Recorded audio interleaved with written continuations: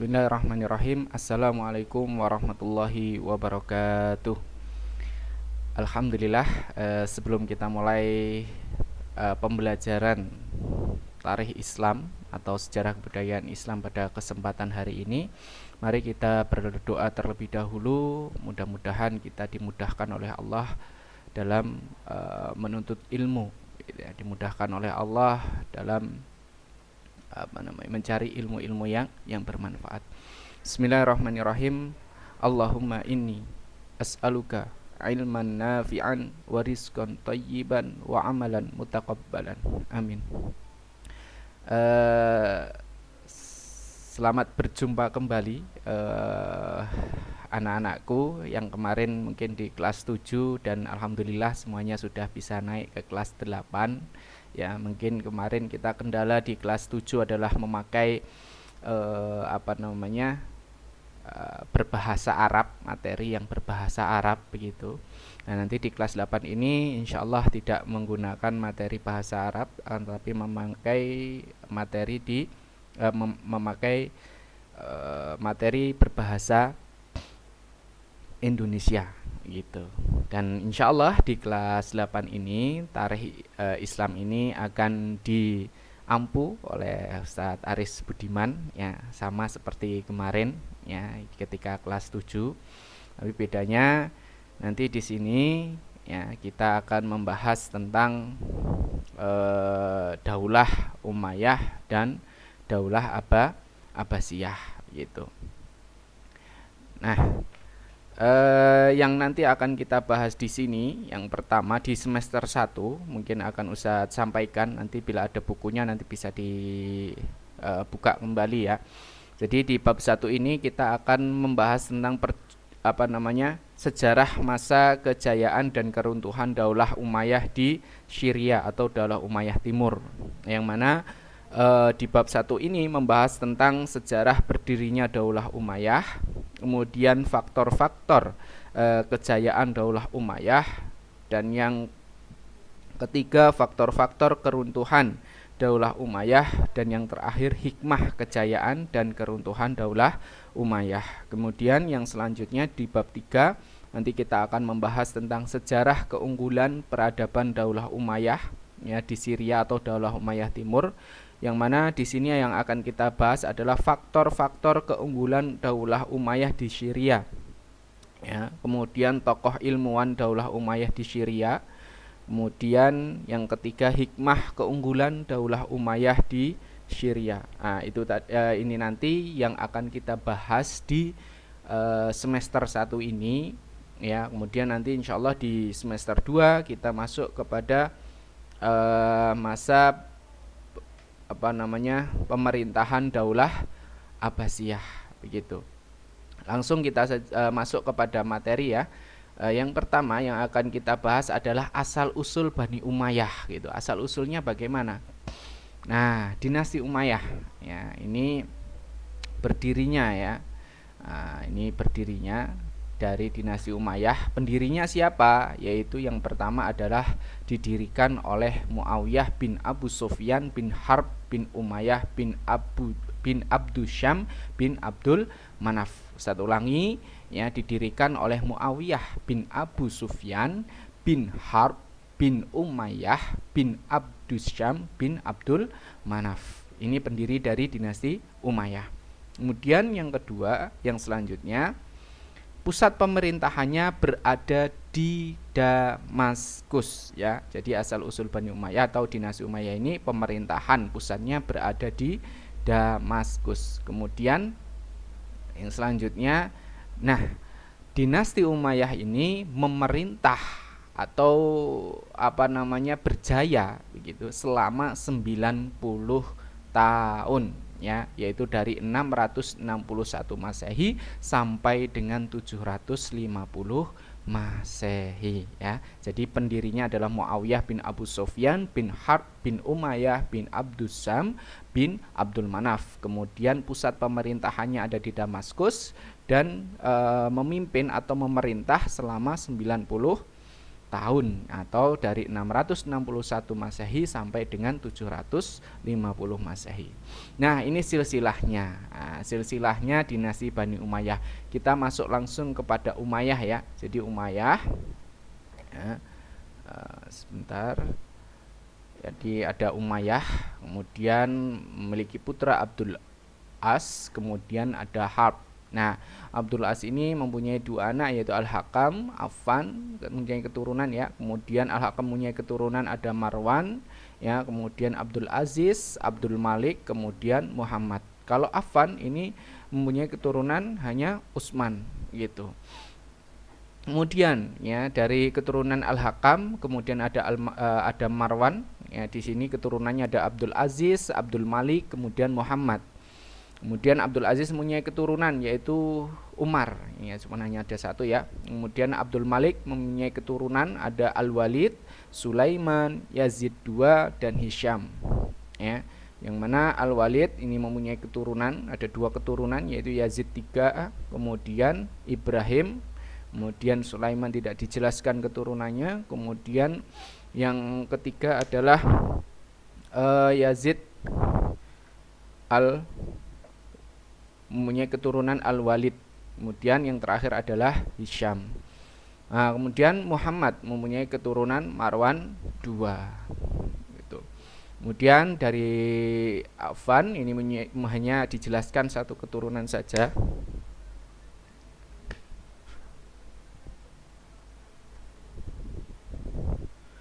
Kemudian kita masuk langsung ke Harb. Ini ada Abu Sufyan, kemudian keturunannya Muawiyah, kemudian keturunannya lagi Yazid, kemudian yang terakhir adalah Muawiyah. Nah, nanti dalam kepemimpinan dinasti Umayyah ini adalah sistemnya keturunan ya. Sistemnya adalah keturunan, nanti dijelaskan. Jadi seluruh dari keturunan Bani Umayyah ini akan memimpin dinasti Umayyah ya selama 90 tahun itu nanti ya. Ini selanjutnya ini adalah sedikit silsilahnya ya. Ini kok ada angkanya. Ini yang pertama yang pertama ya, yang mendirikan Muawiyah bin Abu Sufyan. Ini yang mendirikan dinasti Umayyah, kemudian dilanjutkan Yazid, kemudian dilanjutkan Muawiyah II, kemudian setelah ini masuk ke Marwan ya, kemudian setelah Marwan lalu masuk ke siapa? Yaitu Al-Walid ya. Setelah Al-Walid kemudian Sulaiman ya, kemudian setelah Sulaiman masuk kepada Umar ya, kemudian setelah Umar kemudian Yazid II, setelah Yazid II adalah Hisham, setelah Hisham kemudian Al-Walid II, kemudian yang ke-12 Yazid III, dan yang ke-13 adalah Ibrahim, dan yang terakhir adalah Marwan II. Ini adalah yang memimpin dinasti Umayyah ya, dari khalifah pertama sampai dengan khalifah terakhir yang memimpin dinasti Bani Umayyah. Oke, selanjutnya ini tadi sedikit silsilahnya. Kemudian yang selanjutnya gerakan Bani Umayyah. Nah, gerakannya bagaimana? Yang pertama, setelah peristiwa wafatnya Khalifah Utsman bin Affan, sebagai besar umat Islam telah membaiat Ali bin Abi Thalib sebagai khalifah. Kemudian Muawiyah selaku gubernur Syam ya, menolak Ali sebagai khalifah sebelum pembunuhan Utsman diadili. Kita tahu ya, Utsman bin Affan ini adalah keturunan dari Umayyah. Kemudian pecah atau terjadinya perang Siffin ya, perang antar Khalifah Ali dan Muawiyah. Kemudian yang selanjutnya, saat pasukan Muawiyah diambang kekalahan, panglima perangnya yang bernama Amr bin As mengajukan tahkim atau sumpah mengangkat Al-Quran di ujung tombak atau perdamaian runding. Kemudian yang selanjutnya, wakil dari kelompok Ali adalah Abu Musa al-Asy'ari, dan dari Muawiyah adalah Amr bin As. Kemudian hasil tahkim, ya, yang tahkim itu tadi adalah sumpah menurut Al-Qur'an tadi ya, adalah menurunkan Ali dan Muawiyah dari kepemimpinan sebagai pemimpin, adapun jabatan khalifah diserahkan kepada umat. Ya, kemudian pecah golongan pengikut Khalifah Ali bin Abi Thalib. Kemudian Hasan dan Muawiyah mengadakan perjanjian untuk mempersatukan umat dalam satu kepemimpinan politik atau disebut dengan Amul Jamaah. Ini adalah gerakan Bani Umayyah yang dilakukan, ya. Kemudian yang selanjutnya adalah ini adalah nama-nama khalifah Daulah Umayyah. Tadi ada 14 ya, tadi di silsilah Ustadz jelaskan begitu ya. Tapi di sini enggak masalah, kita Ustadz jelaskan lagi. Yang pertama adalah khalifah pertama yang pasti pendirinya ya, yaitu Muawiyah bin Abu Sufyan, kemudian Yazid bin Muawiyah, Muawiyah bin Yazid, Marwan bin Hakam, Abdul Malik bin Marwan, kemudian Walid bin Abdul Malik, Sulaiman bin Abdul Malik, Umar bin Abdul Aziz, Yazid bin Abdul Malik, Hisham bin Abdul Malik, Walid bin Yazid, Yazid bin Walid, Ibrahim bin Walid, dan yang terakhir Marwan bin Muhammad. Ya, ini adalah 14 khalifah yang memimpin ya Daulah Umayyah atau masa kepemerintahan Daulah Umayyah, 14 khalifah ini. Kemudian yang selanjutnya adalah khalifah yang berprestasi. Jadi dari ke-14 itu ada beberapa khalifah yang berprestasi dalam kepemimpinan atau dalam kepemerintahan Daulah Umayyah. Siapa saja mereka? Yaitu yang pertama Muawiyah bin Abu Sufyan, pastinya pendiri dari Daulah Umayyah. Apa saja prestasinya? Yang pertama pembentukan Diwanul Hijabah, yang kedua pembentukan Diwanul Khatam, yang ketiga pembentukan Diwanul Barid, dan yang keempat mendirikan kantor pencetak mata uang, dan yang kelima pembentukan Sohibul Kharaj, dan yang keenam membangun sumur-sumur di sepanjang jalan, dan yang ketujuh perluasan wilayah kekuasaan Islam. Ini adalah prestasi yang dilakukan oleh Khalifah Muawiyah bin Abu Sufyan. Kemudian yang selanjutnya siapa? Yaitu Abdul Malik bin Marwan. Apa prestasinya? Yang pertama adalah bahasa Arab sebagai bahasa resmi. Jadi menjadikan bahasa Arab itu adalah sebagai bahasa resmi. Yang kedua, pergantian mata uang. Yang kedua ya, pergantian mata uang, dan yang ketiga pembaharuan ragam tulisan Arab, dan yang keempat pembaharuan bidang pajak, dan yang kelima mengembangkan sistem pos, dan yang keenam membentuk Mahkamah Agung, dan yang ketujuh mendirikan bangunan sejarah. Ini adalah prestasi yang dimiliki oleh Abdul Malik bin Marwan. Kemudian yang selanjutnya adalah Walid bin Abdul Malik. Nah, ini prestasinya apa saja? Yaitu membangun fasilitas umum. Ya, fasilitas umum itu apa saja? Yaitu jalan raya, masjid, kemudian rumah sakit. Dan yang kedua, jaminan sosial bagi anak yatim dan orang cacat. Dan yang ketiga, perluasan wilayah, yaitu ke Asia Tengah, Andalusia, dan kembali menaklukkan Afrika Tengah. Ini adalah prestasi dari Walid bin Abdul Malik. Kemudian yang selanjutnya adalah Umar bin Abdul Aziz. Apa saja prestasinya? Yaitu reformasi pemerintahan, yaitu yang pertama dengan cara menghapus kelas sosial antara Muslim Arab dan non-Arab. Dan yang kedua, mengembalikan uang santunan bagi anak yatim ya, dan pensiunan para syuhada. Dan yang ketiga, mengurangi beban pajak. Dan yang keempat, memperbaiki sistem pajak. Dan yang kelima, kodifikasi atau pembukuan hadis. Jadi 4 khalifah ini yang istilah berprestasi pada masa Daulah Umayyah. Tapi ingat, bukan berarti yang 10 khalifah yang memimpin Daulah Abbasiyah itu Daulah Umayyah itu bukan tidak berprestasi ya, tapi yang sangat menonjol ini yang kita bahas. Yang ke-10 juga berprestasi atau memberikan dampak yang positif dalam perkembangan Islam. Tetapi yang 4 ini yang hanya kita bahas, yang mana yang yang lebih menonjol dalam memberikan prestasi-prestasi pada masa kepemimpinan Daulah Umayyah. Oke, ini sudah ya prestasi khalifah yang berprestasi. Kemudian yang selanjutnya yang kita bahas adalah faktor-faktor kejayaannya. Ya, faktor-faktornya apa? Yang pertama kita bahas wilayah kekuasaannya. Nah, wilayah kekuasaannya yaitu yang pertama perluasan wilayah di latar belakangi penyebaran agama Islam. Ya, jadi melakukan suatu perluasan Islam ya dengan cara memperluas wilayah. Kemudian yang kedua menerapkan perjanjian damai ya kepada wilayah yang ditaklukkan ya. Kemudian yang selanjutnya menempatkan putra daerah sebagai penguasa wilayah gitu. Ini adalah yang pertama faktor dari kejayaannya, memperluas wilayah kekuasaan. Kemudian yang selanjutnya adalah sistem pemerintahannya. Nah, sistem pemerintahannya bagaimana? Yaitu monarki hereditis, yaitu sistem pemerintahannya secara turun temurun gitu ya. Jadi tidak bisa kalau bukan dari keluarganya itu tidak bisa memimpin, maka turun temurun. Ya, jadi tadi kan dari 14 khalifah itu adalah semuanya keturunan dari Umayyah gitu. Kemudian selanjutnya meredam kelompok yang menentang pemerintah ya.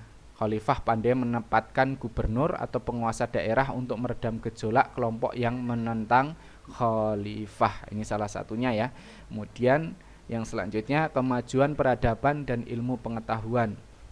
Nah, peninggalan bangunan bersejarah seperti istana, masjid, rumah sakit, peninggalan dalam ilmu pengetahuan adalah munculnya ilmuwan-ilmuwan muslim baik ilmu umum atau ilmu agama. Jadi kemajuan yang istilahnya tidak hanya dalam hal kekuasaan wilayah saja atau perluasan wilayah saja, akan tetapi di masa Daulah Umayyah ini juga memberikan kemajuan dalam peradaban bangunan ya, kemudian juga peradaban ilmu pengetahuan begitu ya. Ini adalah faktor-faktor yang menjadikan suatu kejayaan pada masa Daulah Umayyah. Kemudian yang selanjutnya adalah faktor-faktor keruntuhannya. Nah, ada juga kejayaan yang kita bahasnya, kemudian kita juga membahas tentang faktor keruntuhannya. Yang pertama yaitu pergantian khalifah secara monarki adalah tradisi baru yang menyebabkan ketidakjelasan dan kecurangan dalam politik kerajaan dalam memilih pemimpin. Ya, karena kepemimpinannya itu tidak ditunjuk oleh umat Islam langsung, akan tetapi langsung yang menunjuk adalah pemerintah sebelumnya ya, intinya seperti itu. Contohnya kalau Ustadz punya adik fulan gitu ya, ketika itu Ustadz memimpin gitu kan, katanya Ustadz sudah hampir pensiun dalam hal pemimpinannya, harusnya kan kepemimpinan selanjutnya dipimpin oleh umat Islam, akan tetapi Ustadz langsung menunjuk adiknya Ustadz sebagai pemimpin berikutnya. Nah, itu juga tidak baik. Kemudian latar belakang terbentuknya, yang kedua, latar belakang terbentuknya dinasti Umayyah tidak lepas dari konflik-konflik politik yang terjadi pada masa Khalifah Ali bin Abi Thalib yang tadi sudah kita jelaskan ya.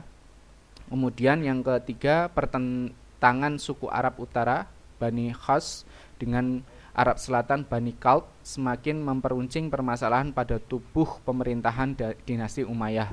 Kemudian yang keempat, sikap hidup mewah di kalangan atau lingkungan istana ya. Kemudian yang kelima, munculnya kekuatan baru yang dipelopori oleh keturunan Al-Abbas bin Abdul Muthalib. Ini adalah faktor-faktor keruntuhannya. Nah, setelah kita bahas semuanya, hikmah kejayaan dan keruntuhannya apa? Kekuasaan Daulah Umayyah telah menorehkan berbagai perkembangan sesuai dengan kondisi zamannya selama hampir 1 abad. Perkembangan kepemimpinan Khalifah Daulah Umayyah dapat dibagi menjadi 3, masa permulaan, perkembangan, dan keruntuhan. Konflik yang ketiga, konflik kepentingan antar keluarga, saling memperebutkan tempat kepemimpinan atau kekhalifahan. Kemudian yang selanjutnya, yang keempat, masyarakat mulai tidak percaya dengan kinerja pemerintahan kebijakan yang lebih memberatkan rakyat, sedangkan para penguasa menunjukkan sikap hidup mewah dan di lingkungan istana. Kemudian yang kelima, muncul kelompok pemberontak yang menentang dan tidak puas terhadap pemerintah. Dan yang keenam, lemah kekuasaan menjadikan kelompok Abbasiyah semakin kuat untuk menggulingkan pemerintahan Daulah Umayyah. Ini adalah hikmah dari kejayaan dan keruntuhan. Nah, sekian dan terima kasih. Sampai jumpa di pekan depan. Kita akan membahas materi tentang sejarah keunggulan peradaban Daulah Umayyah. Mungkin itu dulu dari Ustadz. Insya Allah nanti akan ada soal yang mungkin untuk mereview materi yang kali ini kita bahas, begitu insya Allah. Mungkin mari kita akhiri pada pertemuan kita pada hari ini dengan membaca bacaan hamdalah dan doa kafaratul majelis. Alhamdulillahirabbil alamin. Subhanakallahumma bihamdika asyhadu an la ilaha illa anta astaghfiruka wa atubu ilaik. Ustaz akhiri, assalamualaikum warahmatullahi wabarakatuh.